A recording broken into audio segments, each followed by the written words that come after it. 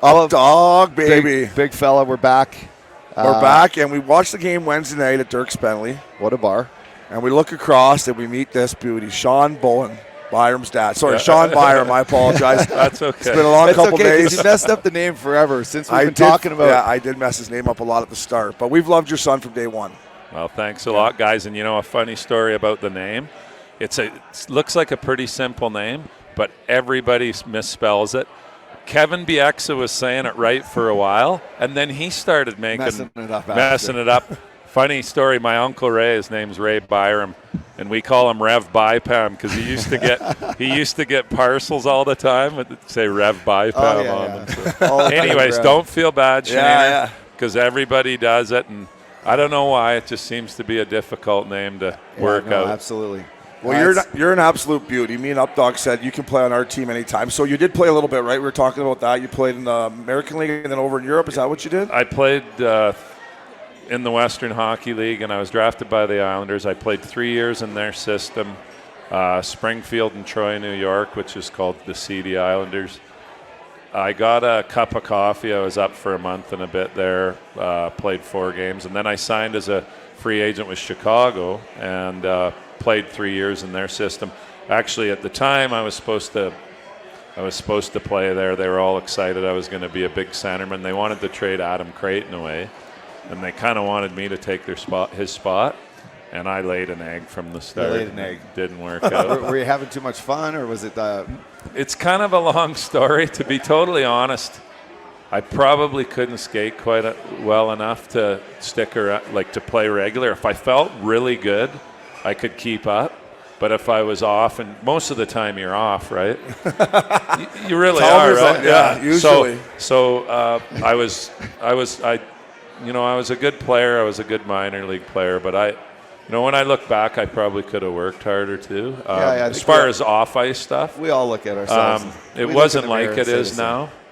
So, and then after I was done with Chicago, Indianapolis in the IHL, I went to Europe for 8 years and played all over the place, Austria, Italy, Britain, and it was really good because it extended my career a long time. And I always said if you weren't getting ahead money-wise, you better get to work at something else. And so we were able to make some money and get a bit of a head start on life with the Europe thing. It's a good thing over there. I told Updog, I went over, and Ups was still playing, and I said, if you have the opportunity, go over there for at least a year. And he went to Switzerland. I was in Finland and Austria, like we were talking about the other night. But it's a cool culture. The fans are great. They're screaming and yelling, the flags and everything. It's nuts. It's nuts. So I played in an outdoor rink there. Yeah. I was in a little tiny town.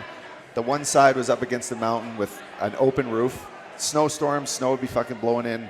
Rain, like when it would rain, the fucking ice would be, they were putting buckets out and all warm-ups is held back 30 minutes tonight. We got to fix the ice. It was a shit show. You're like, well, this is throwing fires, fucking. You're like, this isn't the Staples Center, is it? The Staples Center. This isn't the Bell Center here, boys. Where we play? Well, funny is my first couple of years was Italy and Austria, and then Britain. The hockey took off there, and then it was mostly Canadians and Europeans playing in Britain with a couple Brits. And the game probably, I would say, was maybe quality-wise between the East Coast League and the American League or the IHL. And it started, I went there to get away from that. But I don't know if you guys paid any attention, but it really got tough. Yeah. A lot of ex-NHL and American League tough guys came over, Troy Crowder, Mike McWilliams. Troy Crowder. And is that the guy that went toe-to-toe with Proby? Yeah. Oh, that's the best, maybe best fight he was ever. Probably just before you. Shawn, we got a question from Will. He wants you to ask you about Bo's dominance in the World Juniors, and that's when I first saw your son play. So how was that experience for you? Well, it was good and bad. The first year he went, and they won the gold, all was well. And then the second year, it was great, but they didn't win. It broke my heart. And silver medals don't cut it, right? Me and this guy were I got two of them. 2 World Junior gold silver medals. Yeah. It eats me alive. We were watching the game they lost to the U.S., and we were cheering we felt like kids again. Yeah. That American team was good with Zegras and those guys, but we were flat. Spencer Knight, the first half of the game we were flat, and we ran out of time. The clock ran out. The U.S. team was good. I'm not making excuses, but those boys played together for years, and they have a little bit of an advantage that way. Yeah. We throw our team together. Those guys That's all a good- play on the development team. But I do believe that if we would have had fans in the rink, I think we might have beat them. Now, having said Some that, drunk Albertans in there would have definitely helped out. rig pigs, like Scotty. I could have sent all my buddies. Hey, my buddies from Fort Mac could have been in there, and it'd been fucking. It'd feel like Europe. Yeah. Those boys would be throwing a madhouse. So to answer Will's question, it was bittersweet because we didn't win the gold. It was great to see Bowen. Him and Dylan shared the C, and that was pretty cool. But it's gold or bust. Like it was disappointing. Talk about just being a parent, a young parent.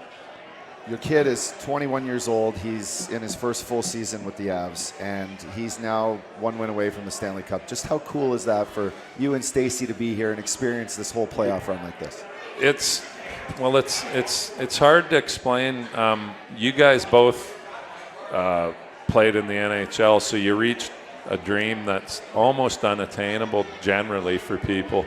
So you guys have lived your dream. It's a dream for parents, for their kids to live their dreams. It actually gets to be more important than anything you do. Yeah.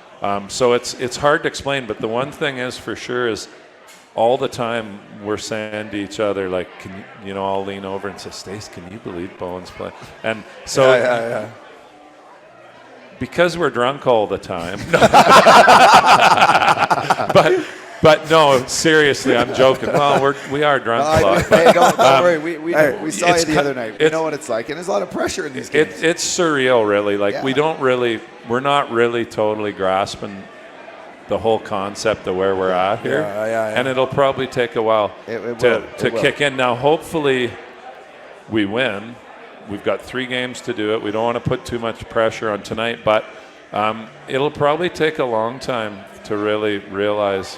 And just to make sure we're not just talking about Bowen, our daughter Jamie, she's tree planting. She's a hippie chick. Yeah. She's tree planting up north. And, What up, Jamie? and we're disappointed because she kind of finally had to come to grips with not being able to make it. She's in the bush. And so we kind of have one open seat. She's in the bush. Literally. Yeah, and she can't. She's in the bush. She can't get here. So we wish darn well that she was She here. got So a TV in the bush. Can she watch the match? I'm not sure. I don't think how so. the- My buddy, I was telling you, my buddy used to go tree plant. Yeah, of They're course. fucking Yeah. out there opposite. I I don't know. think there's maybe on the phone. I don't know. Yeah. Gotta So send her a chopper. Yeah. I think they might have a bit of Wi-Fi, but it's some cockamamie put together Wi-Fi thing. So I don't know if and maybe they'll all shut down and go into town because nobody knew in camp who her brother was, and then her friend that she went with let the cat out of the bag, and now they're all fired up about They're all the Avs playoffs. fans up there. So who knows? Maybe they'll shut down and go into Williams Lake or whatever town is handy, and they'll watch. But hopefully she can watch. But we wish she was here. Yeah. She's a super kid, and we love her just as much as Bowen. But it's kind of Bowen right now. Yeah. So how was he? How was you just talked to him obviously this morning? How was he feeling? Was he excited, nervous, ready to rock? All the above. He actually probably would hate for me to say this, but I'm an honest guy, and people love hearing the real story instead of the bullshit. Yeah. He couldn't eat pregame. Yeah. He's nervous. Yeah. I don't He's fucking nervous. blame Yeah. him. I was saying, talking. Not I think- many of them can. Yeah. Be honest, it's not. Yeah. Like I couldn't imagine even Yeah. the night before. Like you have a chance to win it. It's got to be.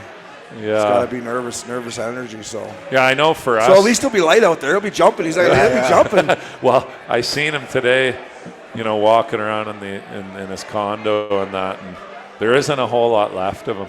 No, yeah. Well, we were watching the overtime with you, and you could tell both teams are tired. Yeah. Right? Like they're just battling. I got one question just on the way Bo plays the game. Has he ever, like through his young career, had he ever had a coach that said, like, Bo, I can't have you jumping in the play and playing as this fourth forward all the time? Because what he does, he's and him and Kale, they've created this new position in the league. It's like a dynamic defenseman of like a fourth forward. Has he always been able to do that? Has anyone ever been like, Like, did you push him to say, hey, you jump in the play all the time because that's when you're the best?